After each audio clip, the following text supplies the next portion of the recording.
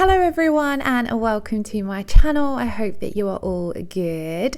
In today's video we're going to be doing some bubble Halloween nails, so I really hope you all enjoy watching. I wanted to do this whole bubble effect. I did it ages ago on my channel and it's one of my most popular videos, but it's not a technique that I really see anymore or I've done in ages, but I really wanted to have another go doing it and I thought it would work well in a Halloween set of nails. I did also get a suggestion to do a neon set of Halloween nails, so I thought I would kind of incorporate the two, but the bubble effect covered up a lot of the neon with the effect that I went for. So these do only have a hint of neon, but I hope you all still enjoy them. So I'm coming in, we're working on display tips today, and a lot of the gel polish design sets that I've done recently have been on shorter press on nail tips. So for today's video I decided to work on these longer stiletto display tips, and I've just trimmed off the edges to make them a coffin shape, and I thought it'd just be fun to do a more longer gel polish length design, because I know a lot of you guys, if you work with gel polish on top of acrylics or with builder gel, then you can still create longer designs and finish off with some gel polish nail art. So I hope that you guys like the longer length set. So I'm coming in today and I'm using my Kiki London gel polishes. I do have a discount code for Kiki London, which I will leave in the description box below. But as you can see, I'm popping down my first coat of all three of those colours, and then we're going to pop these in to cure for 30 seconds. Now the neon colours, usually I would use these over a whiter base, so usually I would use the Kiki London rubber base coat in the white shade, and it really makes the neon pop that little bit more. These colours, the neon ones, they do pop a little bit more when you're working with them over your natural nail plate as well, but on the clear tips it doesn't seem to pop as much, I suppose because there's no colour there. So if you are doing this on press on nails, or if you're doing it for like a display set like this for content, I would recommend popping down either a white gel polish underneath the neon or using a white base coat, just because then the colour pops a little bit more on screen or in your photos and things like that. So I'm going to come in and apply the second coat. This white, by the way, is my absolute favourite white gel polish. It's coconut from Kiki London, and it is such a super pigmented bright white shade, but it's really easy to work with. I used to find that some white gel polishes can go quite streaky, or you need to apply them thickly to get a nice coverage and then they wrinkle in the lamp. But coconut is super pigmented and you're able to apply it nice and thin, so you don't have any of those issues. So if you have had issues with white gel polish, I definitely would recommend checking this one out. So I've applied all my second coat and cured that, and then on the green nails is the nails that we're going to be doing that bubble effect. So I'm going to need to apply my chrome first of all for the effect that I was going for. So I'm going to come in and apply a no wipe top coat to both of these nails.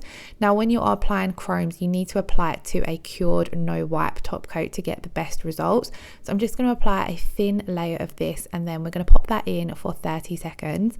Now the green chrome that I was using in today's video, I have no clue where this is from.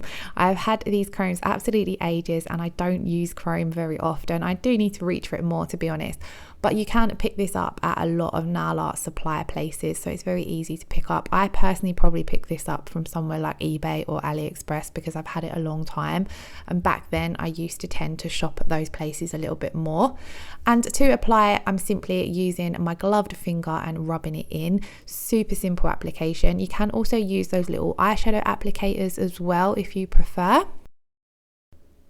Then I'm going to come in again with that no wipe top coat to seal that chrome in, and when you are sealing your chrome in, you want to make sure that you are really capping around the side walls and the free edge of the nail. Otherwise you may find that you're going to get chipping and the chrome is going to chip off, and then it's going to reveal the colour underneath, so it kind of ruins the effect.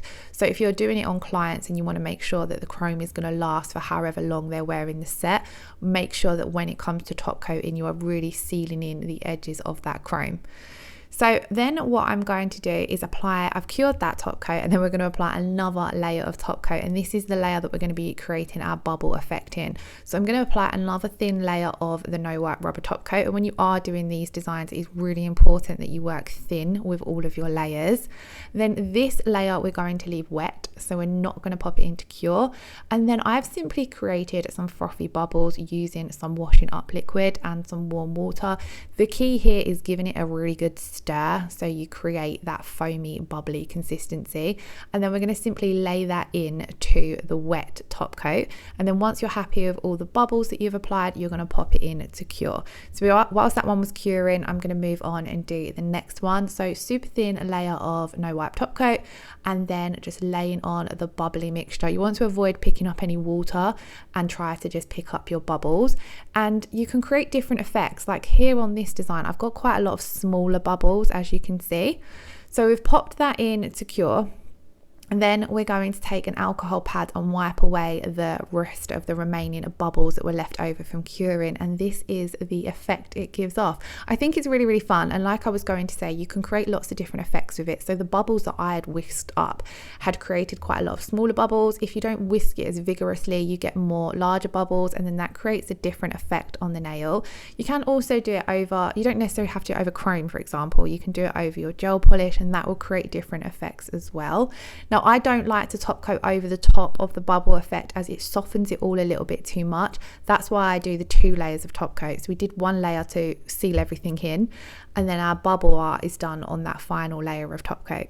So that's those 2 nails finished. We're going to move on to the white nails, and I want to start off on these nails with my water decals. We're also going to do a bit of marbling as well, but I'm going to apply and seal in my water decals before I move on to the marbles, so that they're sealed in and the marble isn't going to affect them in any way. Both of these water decal sheets are from Kiki London. I can't remember off the name of the 2 sheets off the top of my head, but in the description box below I will list everything in case you guys are wanting to purchase any of it. But they are the cutest Halloween decals.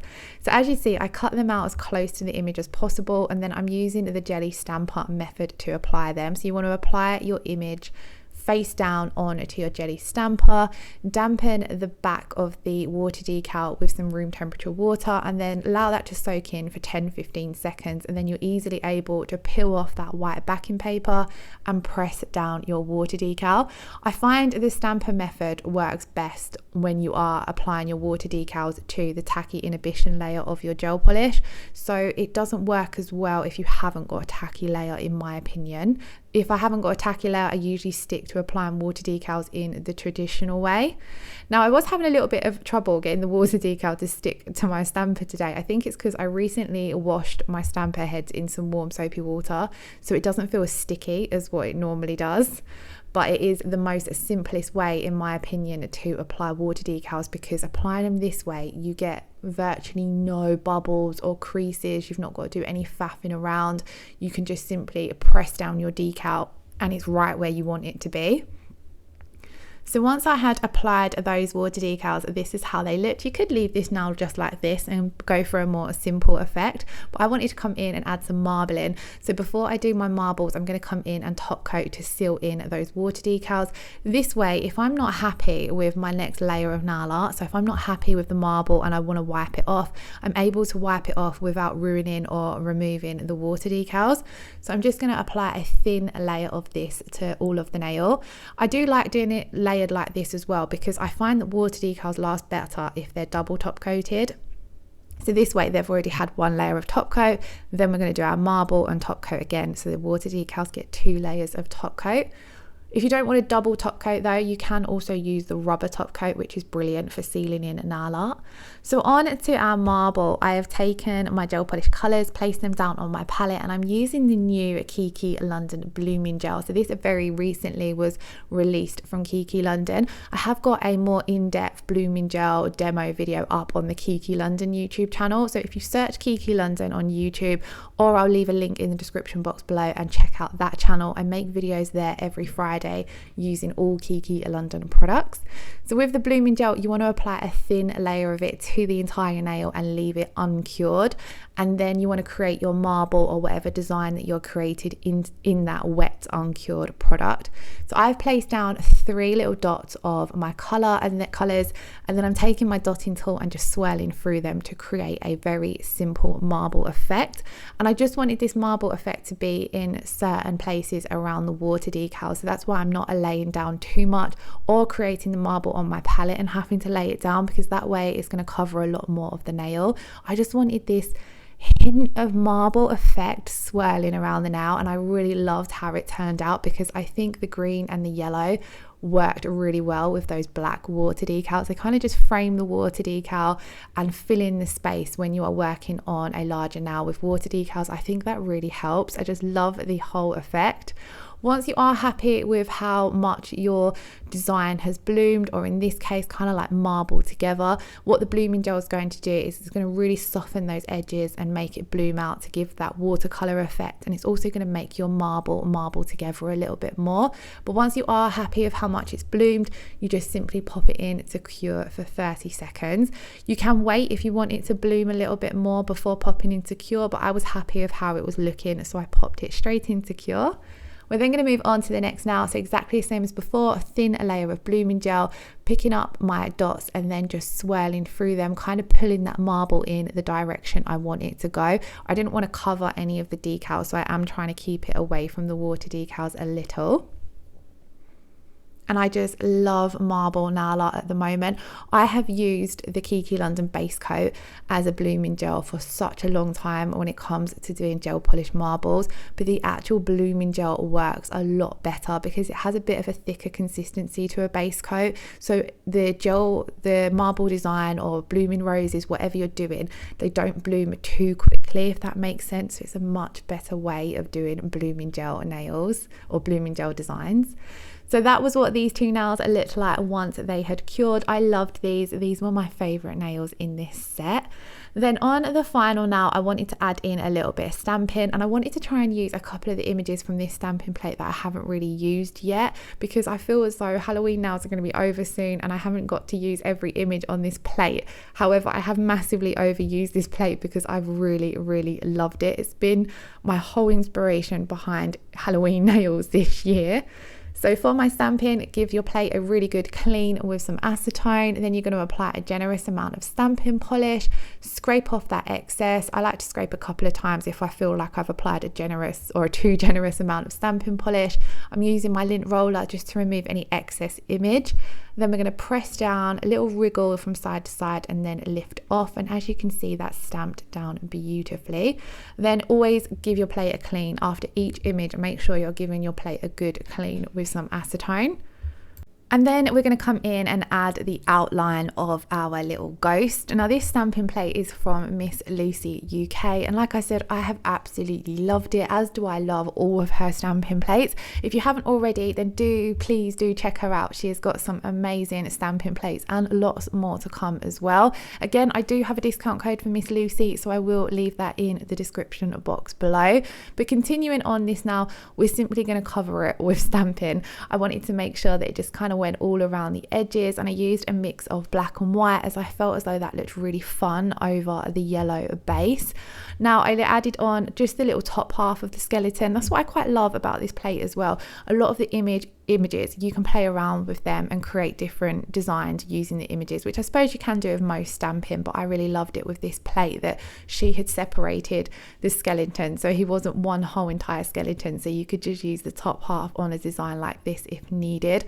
I really loved this layered skull hand as well. This was my first time using this one, and I thought it was going to be tricky to layer, but it was actually really simple. I do also, after this image, add a little pumpkin up in the corner, but I forgot to press play on my camera, so I don't show you guys that one, but it was just a simple little pumpkin.